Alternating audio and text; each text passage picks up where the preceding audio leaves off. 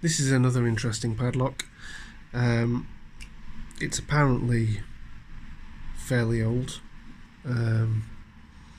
but it's not the most secure.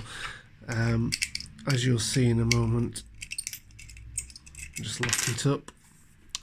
So this is another one of those where you don't need anything but a tension wrench. You might have to dig around for one that's appropriate, but this one does the job nicely.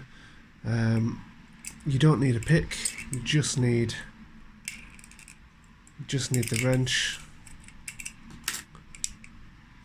and there you go, it's opened up. And the way it works, I mean, it's obviously just one lever, but you can see on the inside here there's a little bar. It's not much of a bolt really, I would just call it a bar. It seems to have a second bar at the bottom, and it obviously goes through this cutout in the shackle here, but it only takes one lever to be rotated,